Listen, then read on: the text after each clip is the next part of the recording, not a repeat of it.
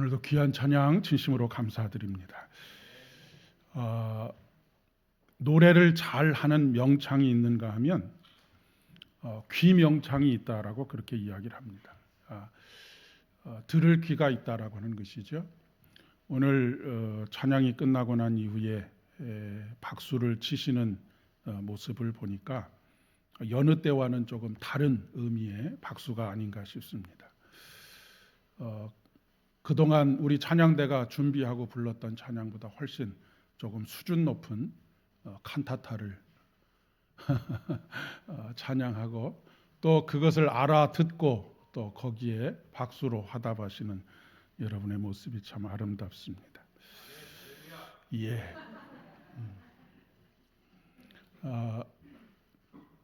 우리 장로님의 저런 리액션이 저에게도 큰 힘이 되고 또 웃음도 주고 설교를 풀어가는 데 있어서 여러분의 마음을 활짝 열어주는 그런 은혜가 있는 것 같습니다. 한 주간 평안하셨습니까? 예. 일주일 동안 새벽마다 고난주간 특별 새벽기도 참석하느라 참 애를 많이 쓰셨습니다. 우리 이명로 장로님께서 한 주간이 어떻게 갔는지 모르겠다고 그렇게 말씀하셨는데 은혜가 넘치는 그런 시간이 되었으리라 그렇게 생각합니다. 부활주일입니다. 지난번 설교에서 부활주일이 매년 달라지는 이유에 대해서 여러분에게 설명을 드렸습니다. 그 이유는 춘분 후 첫 만월이 지난 주일을 부활주일로 지키기 때문이다라고 하는 말씀을 드렸습니다. 춘분은 낮과 밤의 길이가 같아지는 그런 절기라고 말씀을 드렸었죠. 그러면 왜 하필 이런 날에 부활주일을 지키게 되었느냐라고 하는 것은 유대인의 절기 중에 하나인 유월절과 아주 깊은 관계가 있습니다. 이 유월절 자체가 유대인들의 달력으로 따진다면 니산월이라고 하는 것입니다. 니산월과 이 지금 우리가 지키고 있는 부활주일과 날짜가 긴밀하게 연결이 되어 있기 때문에 그렇습니다. 사실 초대교회에는 부활주일이 따로 없었습니다. 부활주일이 따로 없었던 이유는 매 주일이 부활주일이었기 때문입니다. 매 주일 금요일과 토요일에는 금식을 했고 주일에는 부활하신 주님을 찬양하고 영광과 감사를 드렸기 때문에 그렇습니다. 주일마다 영광스러운 주님의 부활을 기억하고 다시 오실 주님에 대한 기대를 가지고 하나님 앞에 예배를 했지요. 그리고 그들은 만날 때마다 무엇이라고 인사를 했느냐면 마라나타라고 인사를 했습니다. 아멘 주 예수여 어서 속히 오시옵소서라고 하는 인사 말입니다. 그러니까 그들의 삶은 항상 다시 오시는 예수님에 대한 기대뿐만 아니라 이미 내 안에 오셔서 나에게 생명을 불어넣어 주신 그 하나님을 향한 찬양으로 그들의 신앙이 가득 차 있었다라고 하는 그런 이야기입니다.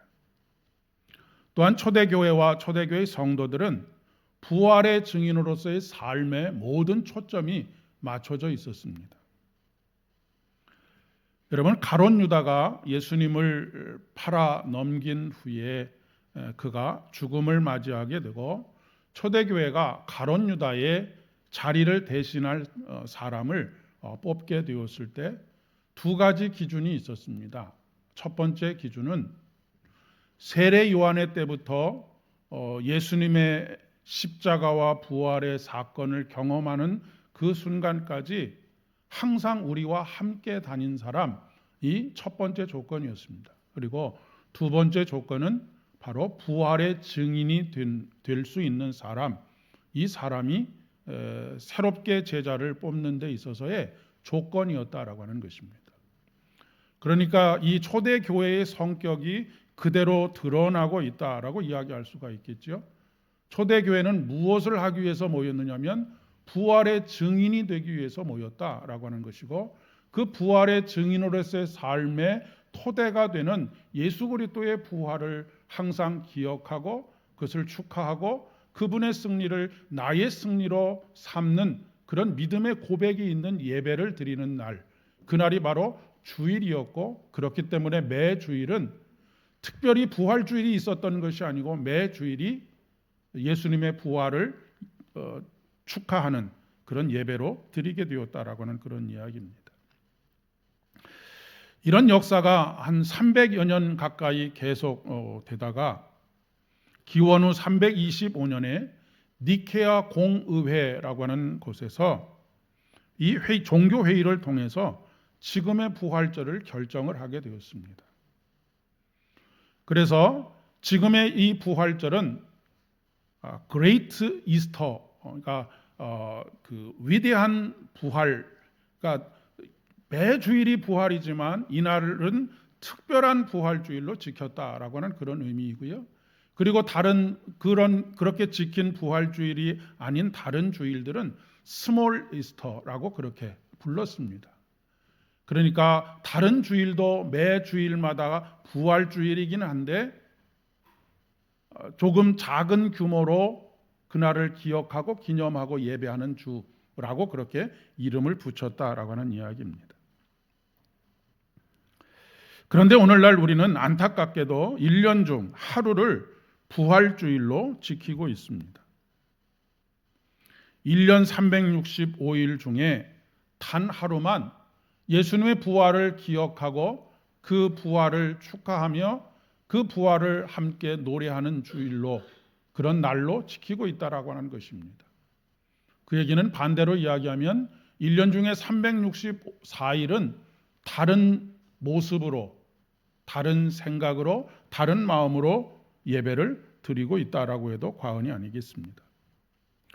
어떤 목사님이 주보를 인쇄하기 위해서 주보 내용을 잘 정리해서 인쇄소로 보냈다고 합니다. 그런데 인쇄소에서 전화가 왔습니다. 어떤 내용으로 전화가 왔느냐면, 목사님, 이번 주일이 부활주일도 아닌데 이번 주일 찬송이 온통 부활 찬양으로 가득 차 있습니다. 혹시 잘못된 것 아닌가요? 수정해야 되지 않겠습니까? 라고 하는 그런 전화를 받았다라고 하는 것이죠. 이에 대한 목사님의 대답입니다. 우리 그리스도인들에게는 매 주일 예배가 부활 예배입니다. 라고 하는 그런 대답을 하셨다라고 하는 것이죠. 우리가 좀 깊이 생각해 볼 문제입니다. 부활주일은 1년에 하루 우리가 기억해야 할 날이 아니기 때문에 그렇습니다. 매 주일이 부활주일이어야 하고, 매 주일이 부활주일이라고 하는 것은 그 주에 속해 있는 매일매일이 부활의 삶을 살아가는 날들이어야 한다라고 하는 것입니다. 그러니까 매일매일이 부활의 삶에, 예수 그리스도의 부활에 참여한 삶을 살아가는 것이 바로 우리 그리스도인들의 정체성이다라고 하는 것을 말씀해 주고 있습니다. 거기서 한 걸음 더 나아가서 예수님의 부활을 증거할 뿐만 아니라 그 믿음을 가지고 매일 매순간 부활의 삶에 참여하는 그런 삶을 살아가는 것이죠. 초대교회 성도들은 박해를 피하기 위해서, 그리고 또 하나님 앞에 예배를 드리기 위해서 카타콤에 살기도 하고 그곳에서 예배를 드리기도 했었습니다. 처음에는 유대인의 회당에서 예배를 드렸는데 유대인의 박해가 심해졌고 유대인들이 그들의 회당에서 예수를 믿는 사람들을 쫓아냈기 때문에 예배를 드릴 곳도 없었고, 또 예수를 믿는다는 이유로 인해서 집안에서 쫓겨나기도 하고 여러 가지 이유들로 인해서 박해를 당하기도 하고 해서 살 곳을 잃어버리고 그들이 머물렀던 곳이 카타콤입니다. 카타콤에서, 쿰이라고 하는 것은 무덤을 의미하는 것입니다. 이 당시에 지하에 굉장히 많은 무덤들이 서로 연결이 되어져 있었던 그런 상황이었습니다. 달리타쿰도 소녀야 일어나라, 어디서부터? 무덤에서부터 일어나라 라고 하는 그런 의미를 가지고 있습니다. 그 이야기는 무엇이겠습니까? 그들은 지하 무덤에서 매주일 생명을 찬양하고 생명으로 충만한 예배를 드리고 있다라고 하는 그런 이야기입니다. 인간적으로 놓고 따져보면 그들의 삶의 터전은 하나님 앞에 예배할 수 없는 삶의 터전 속에 있습니다. 늘 죽음이 곁에 있는 그런 상황 속에 있는 것이죠. 죽음이 곁에 있다라고 하는 것은 예수 그리스도를 믿지 않는 사람에게는 좌절이요, 절망이요, 슬픔이요, 애통함이요, 탄식의 연속입니다. 그러나 부활의 신앙을 가지고 살아가는 초대교회 성도들에게는 그런 삶의 자리가 함께 탄식하고 함께 좌절하고 절망하는 자리가 아니라 죽음을 이기시고 승리하신 예수 그리스도를 찬양하고 그분을 높여드리며 그분에게 예배하는 삶의 자리가 되었다라고 하는 그런 이야기가 되겠습니다. 좌절과 절망의 삶이 아니라 은혜와 소망으로 가득한 삶을 살았습니다. 로마 군인들에게 잡혀서 굶주린 사자가 달려드는 원형 경기장에 있을 때에도 그들은 그런 사실 앞에 주눅들지 않았습니다. 죽음을 두려워하지 않았습니다. 왜냐하면 이미 그들은 영적으로 십자가 안에서 죽었고 새로운 인생이 시작되었고 그 새로운 인생이란 곧 영생의 삶이 시작되었기 때문에 그렇습니다. 절망적인 상황에서도 오히려 소망으로 가득한 찬양을 불렀습니다. 좌절과 절망의 삶이 아니라 은혜와 소망으로 가득한 그런 삶을 살았던 것이죠. 이렇게 할 수 있었던 이유는 죽음을 이기시고 승리하신 예수 그리스도의 승리가 곧 나의 승리요 공동체의 승리로 고백되었기 때문에 그렇습니다. 여러분, 돌에 맞아 죽어가는 스데반의 이야기를 잘 알고 계실 것입니다. 그는 돌에 맞아 죽는 순간에도 얼굴이 천사와 같이 환하게 웃고 있었다라고 성경은 기록하고 있습니다. 왜냐하면 그는 지금 영생의 삶을 이미 살고 있었기 때문에 그렇습니다. 그것이 육체 안에 있느냐 그렇지 않느냐와는 전혀 상관없는 문제였기 때문에 그랬던 것이죠. 예수님의 부활을 믿었을 뿐만 아니라 그들 모두가 부활하신 예수님 안에서 함께 일어나게 될 것을 믿었기 때문입니다.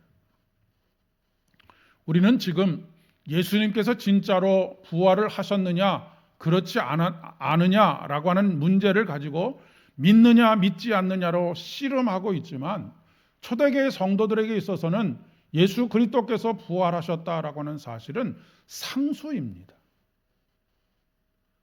그것은 믿고 안 믿고의 여지가 전혀 없는 그냥 사실로 고백되어지고 있는 것이지요. 그리고 그 예수 그리스도께서 살아나심으로 말미암아 부활의 첫 열매가 되셨고 예수 그리스도의 십자가 안에서 우리가 함께 죽고 예수 그리스도의 부활과 함께 살아났는데 이제 영생을 가지고 살아가는 우리들이 어떻게 살아가야 할 것인가에 대한 관심만 가지고 있었다라고 그렇게 이야기할 수가 있겠습니다. 오늘 골로새서의 말씀을 통해서 사도 바울은 이렇게 우리에게 이야기합니다. 그러므로 너희가 그리스도와 함께 다시 살리심을 받았으면 위의 것을 찾으라. 거기는 그리스도께서 하나님 우편에 앉아 계시느니라. 위의 것을 생각하고 땅의 것을 생각하지 말라라고 말씀하십니다.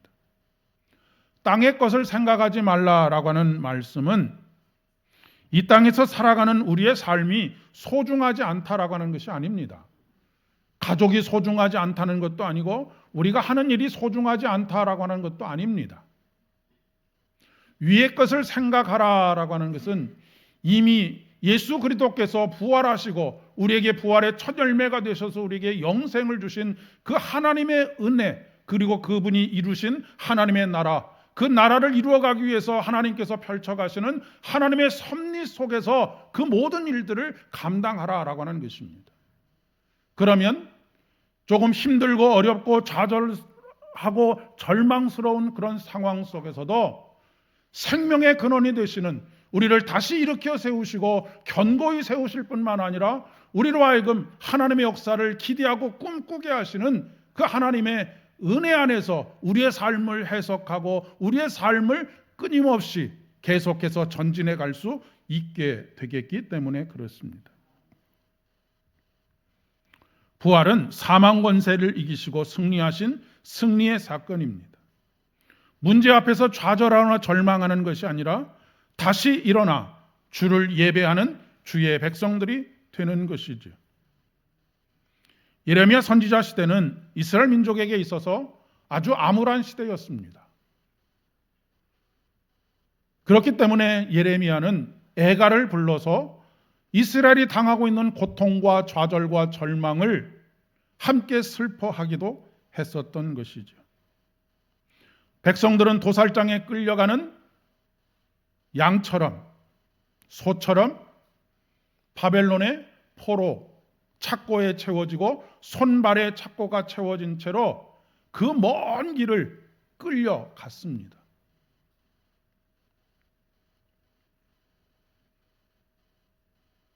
그런 백성들을 향하여서 예레미야 31장부터 33장까지는 백성들을 위로하고 평안으로 이끄는 하나님의 약속의 말씀입니다.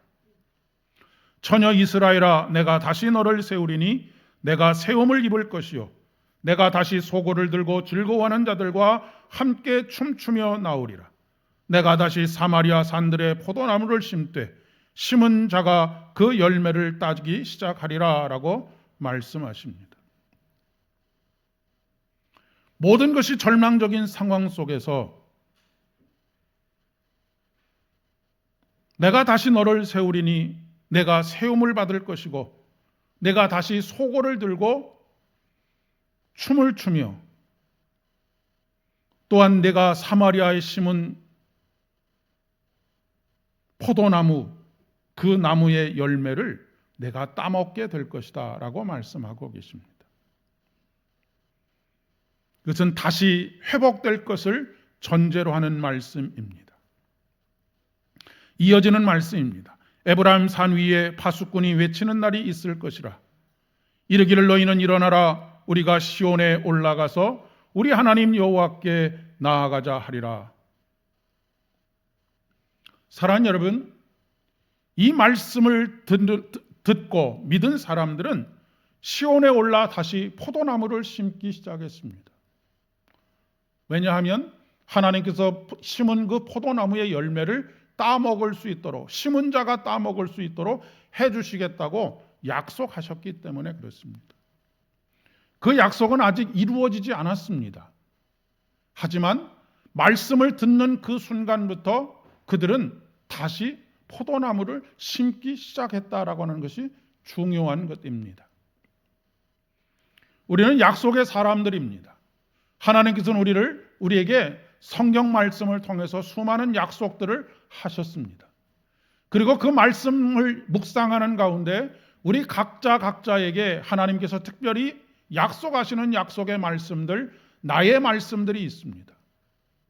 그 나의 말씀이 들려지고 믿어지게 될 때에 그것이 5년 후에 이루어질지 10년 후에 이루어질지 알 수 없지만, 며칠 후에 이루어질지 알 수 없지만 오늘 나무를 심기 시작하는 것입니다.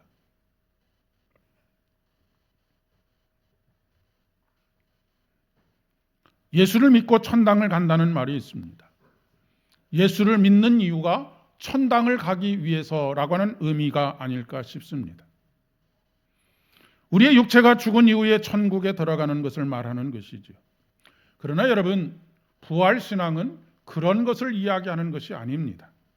물론 그것이 포함되어 있지만 부활신앙을 가진다라고 하는 것은 예수를 믿고 이 땅에서부터 천국을 살아가는 것입니다. 예수 그리스도께서 부활하셨고 우리는 예수 그리스도의 십자가와 함께 죽고 예수 그리스도의 부활과 함께 살아났다라고 하는 것을 듣고 믿는 그 순간부터 우리 안에 이미 영생이 시작되었고, 그래서 그 약속의 말씀에 따라서 오랜 시간을 기다렸다가 그것을 누리게 되는 것이 아니라 오늘부터 시작된다라고 하는 그런 이야기입니다.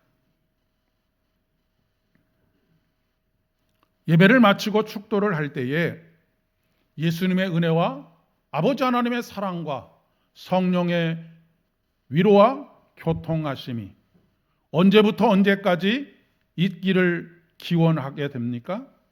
이제부터 영원까지입니다. 여기서 중요한 것은 이제부터라고 하는 것입니다. 예배를 드리는 바로 이 순간 하나님께서 강복의 말씀을 하시는 그 순간부터 영원까지입니다. 내일부터가 아니고 열흘 후, 1년 후부터가 아니라 바로 지금부터라고 하는 사실입니다.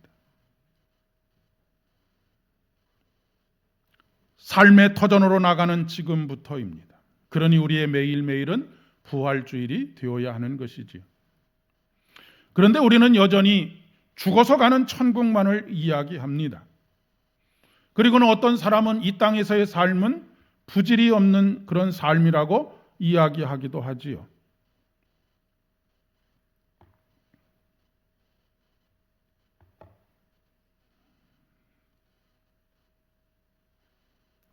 그런 찬양이 있습니다. 죄 많은 이 세상은 내 집 아니네. 내 모든 보화는 저 하늘에 있네 라고 하는 가사의 찬양입니다. 참 오랫동안 이 찬양을 통해서 은혜를 받고 누리기도 했지만 이 찬양의 가사는 사실 엄밀한 의미에서 따지면 잘못된 가사입니다. 죄 많은 이 세상도 예수의 생명으로 충만하고 그분의 다스리심이 있다고 한다면 우리의 집입니다. 마치 카타콤에서 죽음과 절망의 자리에서 생명의 주님을 찬양하는 그런 삶을 살았던 초대교회 성도들과 같이 부패하고 타락한 이 세상에서의 삶이라 할지라도 우리가 생명으로 충만하고 그분의 부활의 승리의 삶, 그 삶으로 살아가는 매일매일이 된다라고 한다면 이 세상은 마치 카타콤이 초대교회 성도들의 집이었던 것처럼 우리들의 집도 바로 우리의 삶의 현재의 위치라고 할 수 있다는 말씀입니다.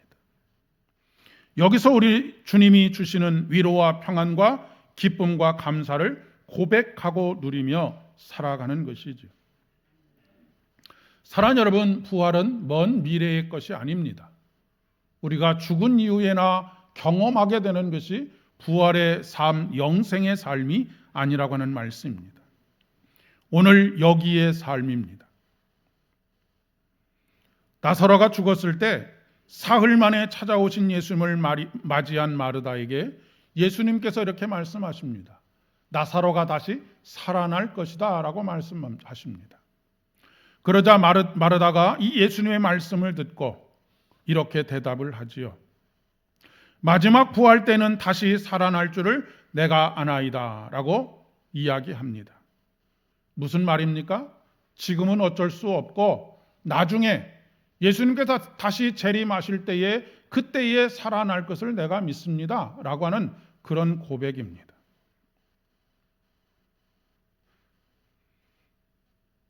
그때 그녀에게 예수님께서 하신 말씀입니다. 나는 부활이요 생명이니 나를 믿는 자는 죽어도 살겠고 무릇 살아서 나를 믿는 자는 영원히 죽지 아니하리라 라고 말씀하십니다. 살아서 믿는 자는 영원히 죽지 않는다라고 하는 것은 이미 영생이 시작되었음을 이야기하고 있는 것이죠. 연세가 많이 드시면 하루하루의 삶이 별 의미가 없다라고 말씀하시는 분들을 종종 보곤 합니다. 할 일도 없고 해야 할 일도 없고 하루하루 사는 것이 쓸모없는 시간들을 살아가고 있다라고 생각하기 때문일 것입니다. 그러나 그것은 잘못된 생각입니다. 핵심은 내가 지금 무엇을 하고 있느냐가 핵심이 아니고 내가 지금 누구와 함께 있느냐가 핵심이기 때문에 그렇습니다. 나는 지금 누구와 함께 있는 것입니까? 생명의 근원이 되시는 예수 그리스도와 함께 있는 것입니다. 그러니 젊은 시절에 활발하게 활동하던 시절과 지금과 별반 달라진 것이 없습니다. 사람으로서의 활동이 활발해졌느냐 그렇지 않느냐의 차이일 뿐이지 젊었을 때도 영생의 삶을 살고 있었고 지금도 영생의 삶을 살아가고 있기 때문에 그렇습니다.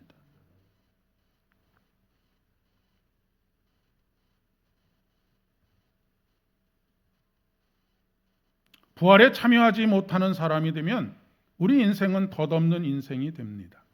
부활에 참여하지 못했다라고 하는 것은 생명이 그 안에 없는 것이죠. 생명이 그 안에 없다라고 하는 것은 무엇입니까?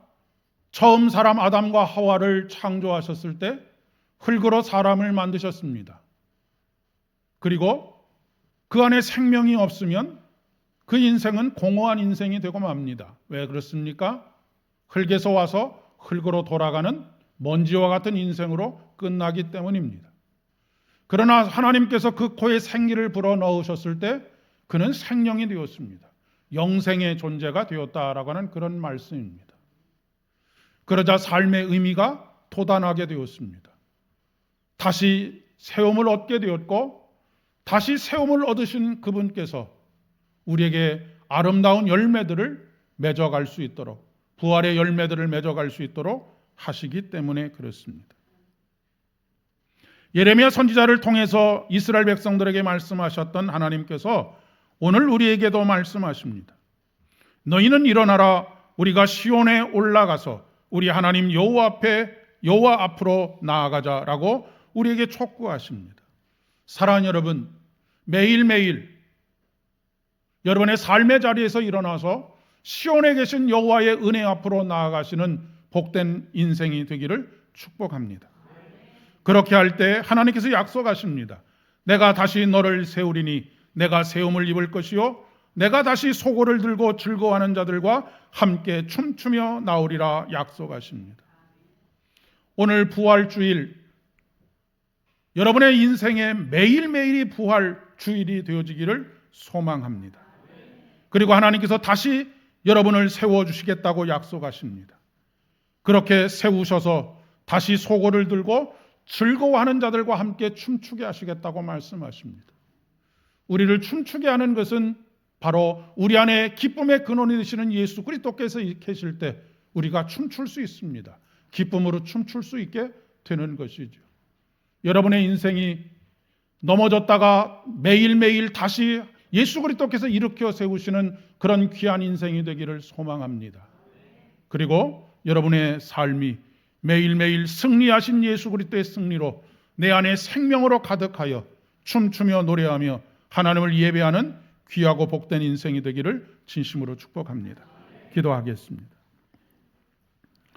참 좋으신 아버지 하나님, 은혜를 진심으로 감사드립니다. 부활주의를 맞이하여 우리의 모든 삶의 여정이 매일매일 부활하신 예수 그리스도 영원한 생명이 되시는 당신과의 영생의 삶임을 깨닫게 하여 주시오니 진심으로 감사를 드립니다. 지금 여기부터 영생이 시작되었음을 우리가 고백하며 이번 일주일도 그 부활에 참여하는 영생의 삶을 살아가기를 소원합니다. 좌절과 절망 가운데서 우리를 다시 일으켜 세워 주실 것을 믿습니다. 다시 우리가 소고를 들고 주님을 기쁨으로 찬양하게 하실 줄을 믿습니다. 그것은 일의 성공이나 실패가 문제가 아니라 바로 우리 안에 계시는 영원히 샘솟는 샘이 되시는, 그래야 우리에게 물된 동산이 되게 하시고 물이 끊어지지 않는 샘과 같이 만들어주시는 우리 주님의 은혜가 우리와 함께 계시기 때문인 것을 고백합니다. 모든 말씀 예수님의 이름으로 간절히 기도드립니다.